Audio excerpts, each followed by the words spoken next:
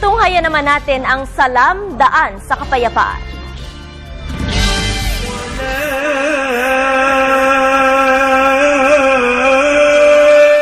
Maraming salamat sa pagpatuloy ng balitaan. Narito na naman tayo sa ating segment, ang Salam, kung saan nandoon tayo sa special episode na tinatawag natin the ARMM and Transition to Bangsamoro. Kayong umaga tayo mapalad at masaya tayo at pinaunlakan ang ating imbitasyon ng isang Moro leader, ang isang ginagalang na leader sa Mindanao. Walang iba kundi ang magiting na chairman ng MILF Peace Panel, ang ating kapatid, si Chairman Muhajir Iqbal. Bago ang lahat, babati muna ako sa buong Pilipinas, sa sambayanan Pilipino. Magandang umaga, bansang Pilipinas, at saka sa aking mga kapatid sa Bangsamoro area. Assalamualaikum warahmatullahi ta'ala wabarakatuh. And assalamualaikum and good morning, sir. Welcome to Waalaikumsalam at ako po ay nagpapasalamat po sa pag-imbita sa akin dito kahit papano sa ilang minuto na pag-ugnayan natin ay matanong sa akin mga ibang katanungan at kahit papano sasagutin po natin sa abot ng makakaya natin. Kaya assalamualaikum warahmatullahi wabarakatuh and magandang umaga po sa inyong lahat. Sir, kumusta na po? Ano po yung update tungkol sa Bangsamoro Basic Law sa ngayon? Dahil gusto malaman ng lahat kung ano na yung nangyayari dito. Alam natin lahat na yung framework agreement ni Bangsamoro ay nagsasaad po na mayroon Bangsamoro Transition Commission to be created. And then the functions of the Bangsamoro Transition Commission is to craft the Bangsamoro Basic Law and then to propose amendments to the Constitution if necessary, and then to coordinate socio-economic projects if necessary. And number 4, to conduct consultations or public with civil society organizations and government agencies. Because of that framework agreement on the Bangsamoro, it was also stated in that agreement that an executive order by the president shall be issued. And that executive order was issued by the President, Executive Order number 120. And then after the composition of the Bangsamoro Transition Commission, which is made up of 15 commissioners, 8 to be nominated by the MILF, including the chairman, and 7 to be nominated by government. So we started our task of crafting the Bangsamoro Basic Law. And fortunately, on April 22, we were able to submit the proposed Bangsamoro Basic Law to the Office of the President in Manila. And I would understand that the Office of the President is currently discussing the content of the Bangsamoro Basic Law. Sir, kumusta po yung dalawang transition na dito sa Bangsamoro peace process na to? Alam po ninyo ay ang MILF ay isang revolutionary organization. Being a revolutionary organization, necessarily, it's an armed organization. And we started the struggle as early as 1972 before the government. And then eventually, in 1997, there was a ceasefire signed between the government and the MILF. And then we started serious negotiation with the Philippine government until many documents were signed between the government and the MILF.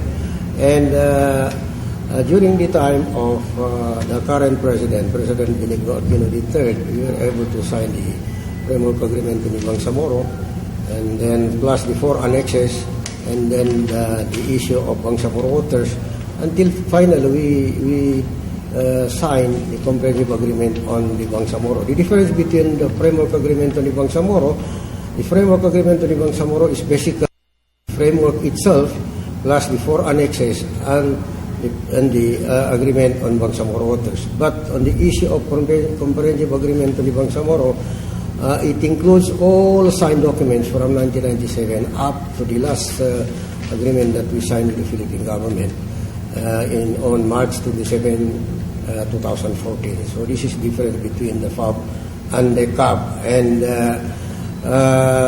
because of that, being a revolutionary organization that started engaging the government through armed struggle, but because of the ceasefire, because of the signed documents, then the struggle of the MILF is getting into more and more democratic, and necessarily there would have there would be a transition between a revolutionary organization into an entity that will engage the government in a democratic engagement. So that there are two transitions. First, transition between a revolutionary organization, which is the MILF, and into a social movement, which will eventually be the nature of the MILF. And because of that, the transition from armed revolutionary group into one of a governing entity started early. In 2002, we signed the agreement on rehabilitation and development aspect of the Tripoli Agreement of 2001 that created the Bangsamoro Development Agency. It is the economic arm or the development arm of the Moro Islamic Liberation Front. So it's the main task is about development engagement on the ground involving our people. And then aside from that, we also create the Bangsamoro Leadership and Management Institute. It is similar to the Development Academy of the Philippines to train and capacitate future leaders of the Bangsamoro. So in short, we have prepared early that the MILF to be capable of governing the future Bangsamoro government. So that's the first transition. And this early, the MILF is going to prepare that eventually if it has to take hold of the government, the MILF is already forming a political party because eventually the whole of government has to be through elections. Whoever wins in an election is entitled really to hold the government. But if you do not win the election, so they are not entitled to do that. So the MILF is now forming a political party, and hopefully very soon we will be able to register it with the Commission on National Election. And then, of course, the other transition is about the creation of the Bangsamoro Transition Commission, which will craft the Bangsamoro Basic Law. And the other transition is that after the submission of the Bangsamoro Basic Law to the office of the President, and eventually the President would transmit it to Congress and certifies as an urgent bill, and then hopefully Congress will make a good legislation, and eventually it will be submitted to the people in a plebiscite. And if the people approve the proposed Bangsamoro Basic Law, and then it would become a law, and after that, the Bangsamoro Transition Authority would be in place. It's a government by itself, but it is still not a full government because it is still in the transition. So that's the second transition from the MILF as a pure revolutionary organization to one that would engage the government in a more and more democratic ways. Sir, naghanda na ba ang ating mga kapatid sa MILF pamunuan itong Bangsamoro government? Kasi meron na kayong parang DAP, yung Bangsamoro Learning Institute, at sa mga iba pang mga component. Tama po yun. Pero we have to understand that ang MILF, although we are engaging with the government on a democratic engagement through the political process, but the MILF as an organization will stay. But the portion of our aspiration is no longer through armed struggle, but it is more and more democratic. Meaning, the MILF will stay as an organization, but it's going to be a social organization or a social movement. But because it has to engage in the open arena of politics or election, then the MILF is creating a political party that will engage in that election. And if ever a political party of the MILF wins, then it will eventually take hold of the government in the Bangsamoro. Sir, isang magandang balita na narinig ko ay ni Brother Chairman Alhaj Murad tungkol sa, sabi niya, itong Bangsamoro government ay inclusive. Ito ay para sa lahat at walang maitsapuira dito. Ano po ang reaksyon ninyo? Tama po yun, kasi pag tingnan po natin yung lahat ng pinirmahan na agreement ng MILF at gobyerno ng Pilipinas, lalong-lalo na po yung framework agreement ni Bangsamoro, pati yung 4 na annexes at saka yung Bangsamoro Waters, wala ho dyan makikita na para sa MILF. Ang rule ng MILF, from the Bangsamoro Transition Commission up to the Bangsamoro Transition Authority. It's very short. And after that, kumbaga sa bahay, pag may patayo na po yung bahay at lahat ay kumpleto na po, meron na kasilyas, meron ng lahat po at isasubmit po namin sa taong bayan ng Bangsamoro.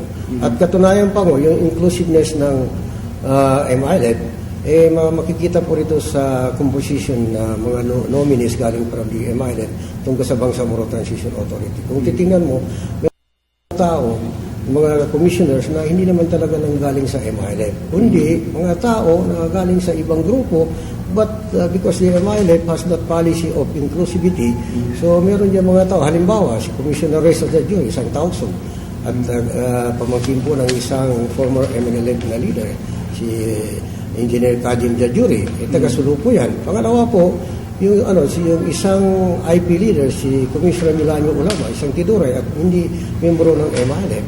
So kasama po diyan. So dahil para sa Bangsamoro, so dapat ang magiging hawak sa isang gobyerno ay magagaling sa lahat ng klase ng mga tribo, pati mga Kristiyano dito sa Bangsamoro. Sir, ano itong nababalitaan namin na Bangsamoro Waters? Pwede po ba ipaliwanag ninyo sa ating televiewers sa buong Kapuluan, especially sa mga Bangsamoro area, itong tungkol sa Bangsamoro Waters? Alam po ninyo, ay yung Bangsamoro Waters po, isa sa pinakamatindi na binabalitaan namin. Actually, that is one of the last points that we discussed with our counterpart from government. Kasi sabi namin, yung karapatan ng isang Moro, isang tribo, kahit na hindi Maguindanao, kahit na hindi Maranao, pareho rin ang trato namin dyan. We have to fight it tooth and nail. We're not going to give up as far as any right of our people is concerned. That is in relation especially to the Bangsamoro Waters. Because mainly, yung mga kapatid namin galing sa island provinces, it's basically about waters. So sabi namin, pag hindi ito na-resolve, hindi na talaga magkaroon ng pirmahan. Dapat magpirmahan ito at magkaroon ng kasunduan ang gobyerno at saka Moro Islamic Liberation Front. Maraming salamat at tayo ay nagkapasalamat sa ating guest ngayong umaga.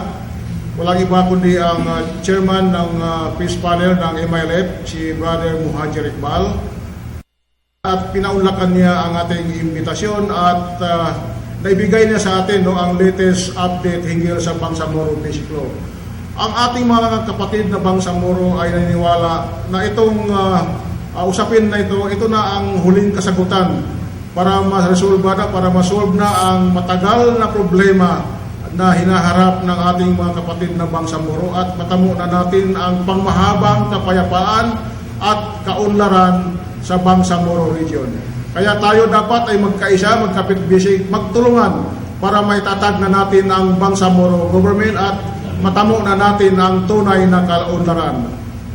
Mula pa rin sa lungsod ng Davao, ako ang inyong host sa Salam, si Haji Munir General. Sir, assalamualaikum. Salamat po. Okay. على الصلاة